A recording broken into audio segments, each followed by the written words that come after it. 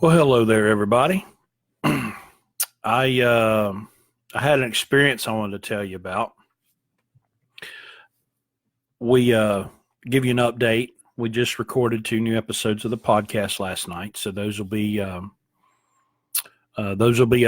Probably the first one will be up tomorrow. Next one will be up next week.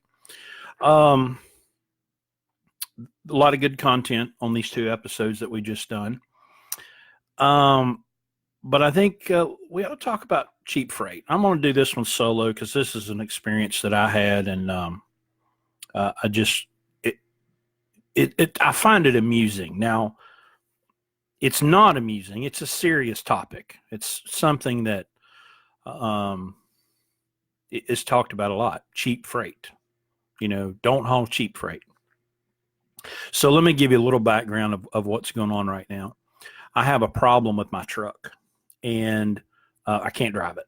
We've tried. Had a guy here at the house working on it all day, and just couldn't get it going. So I have a load that I do almost every week, and it's a little tiny load. Um, it only goes 300 and some miles, and I use this load as a kind of a supplement to the rest of my week.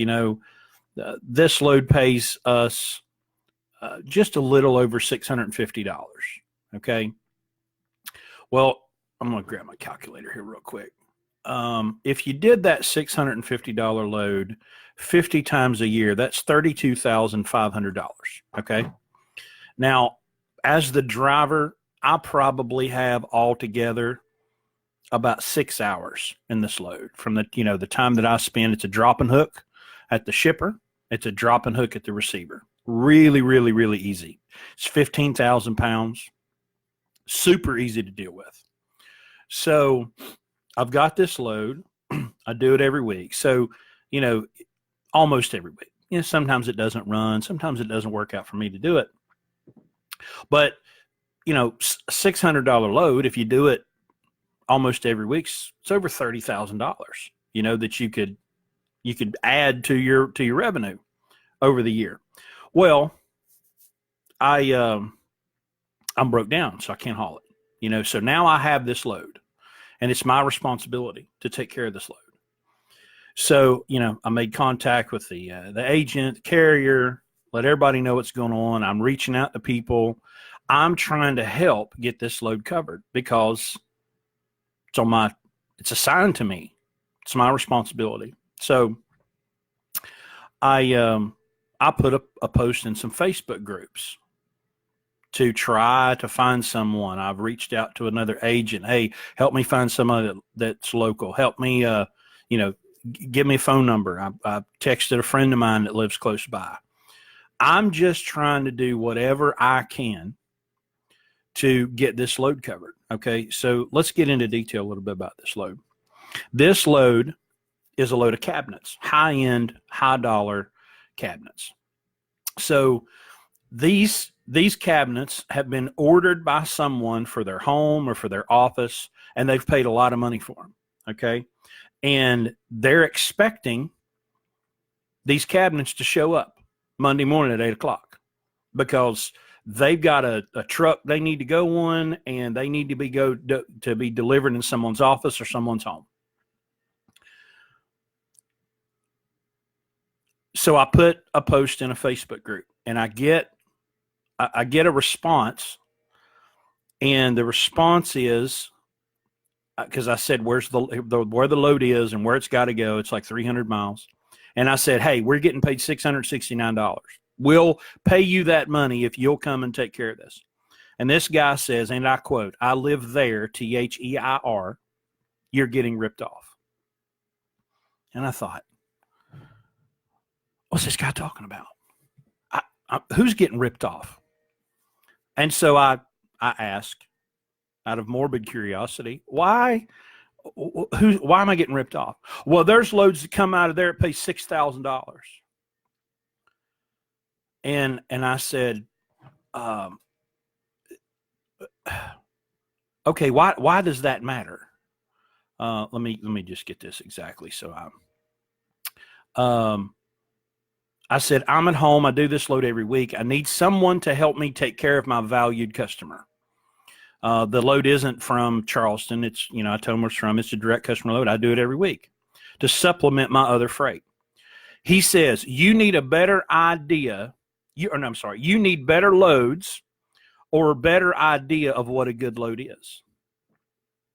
I asked him how long he's been with Landstar. He says, long enough to know there's better paying loads than $600 bullshit. Quote, this ain't Schneider National.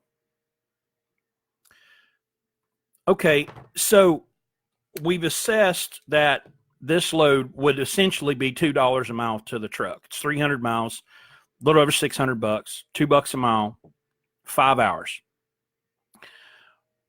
But what about the customer? I mean, if you have a shipper and they're building products and they only need to go 300 miles to be delivered,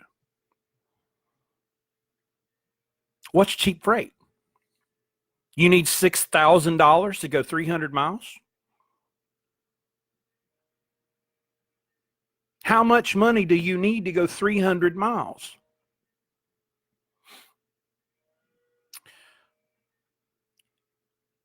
See, cheap freight is subjective. What one person says is cheap, another person doesn't have an issue with. Now, can I spend an entire day on a $600 load? No, I can't. Can't do it. We've got to have 800 to 1,000 every day to the truck after all the percentages and all that stuff.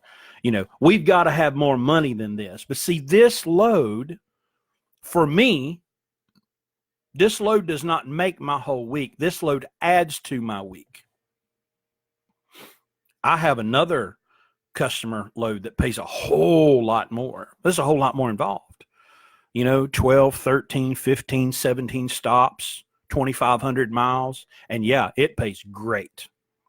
It's a really, really great paying customer. But as I'm going back and forth with this mental giant who doesn't know what the customer is, doesn't know what the shipper is. He knows where the destination is because I told him, but he knows absolutely nothing about anything else.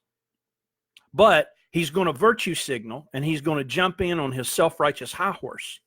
And he's going to tell me, let me know, I'm going to tell you, brother, you're getting screwed. See, here's the problem that I have with this. I couldn't care less what this guy thinks of me because I'm still going to be in business in a couple of years. And this joker's going to be broke, okay? Write it down. The lack of concern and care for the consumer, because they're ultimately why we do what we do. They don't go buy stuff so we have loads to haul. I got to go to the grocery store tomorrow, right? That's on my list of things to do now that I'm broke down and I've got a honey-do list. We truck drivers know that. When the truck breaks down, guess what? You are now a domestic assistant. Well, the truck driver that brought that food to the Walmart or the Aldi or the Kroger, wherever I'm going to go, listen, y'all, he's not on my mind when I go in there. Because I'm in this industry, I recognize who provides what's on the shelf. Truck drivers, thank you for your service. Okay, I get that. But you're not why I go there. I go there because I have a wife and 3 children that need to eat, and they need clothes, and they need laundry detergent, and they need toilet paper. That's why I go there. Now, I need truck drivers, to make that happen in order for me to go in and make that transaction. If the truck drivers aren't there to haul the freight, yeah, I'm in trouble. But when you have such a selfish, arrogant, ignorant attitude about business, you are doomed to failure. And this old boy, bless his heart,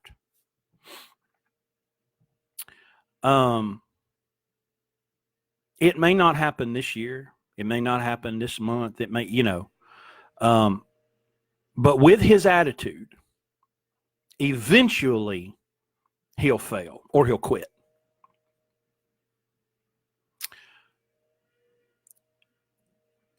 I'm not going to make a big claim or pronouncement that, we need to care more about the customer. I'm just saying that you need to care more about the customer. I mean, if you want the absolute highest chance for success, then you need to take that precious little stick out of the top of your head that you think that the axis of the universe runs on, and you need to start thinking about some other people. I mean, I'm sitting here, I'm still concerned about this load. I guess I shouldn't care. Somebody will get it there. It's not going to be me. I can't do it. My truck's broke down. I mean, I've done everything I can do. I've reached out. I've done everything I can do, and I'm out of options. If I had a truck, if I could borrow a truck, I would go do it right now. That's integrity. It's integrity.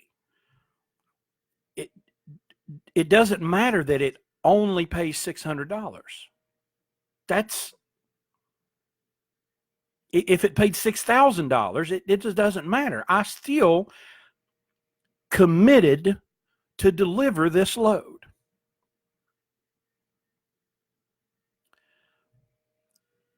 I texted Larry some screenshots of this, and he said, wasting your time casting your pearls before swine. But this attitude is a pandemic in this industry. You have to, you just have to think of other people. And I mean, and this load's not going to deliver on time. And so there's so many people that are affected by this one thing. And you'll hear this in the podcast I'm going to post, and I'll just give you a little snippet of it here. Part of the reason that we're in this situation is because we had a tie rod issue on this truck. Tie rod broke. Driver was driving down the interstate. Tie rod breaks. Fortunately, he was okay. He got it off the road. He was safe, and we had it fixed. But the people that came to fix it didn't take a minute, 2 minutes, to look and say, well, you know what? There might be a bigger problem here. They just slapped a new tie rod into it, and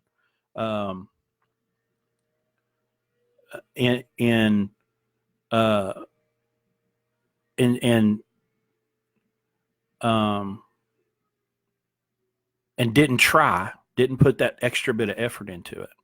And so this cascading problem, it's just so many people along the way. And we have to work so much harder to make up for other people's incompetence. There's been so many opportunities. There were 3 opportunities for somebody to catch the problem with this truck.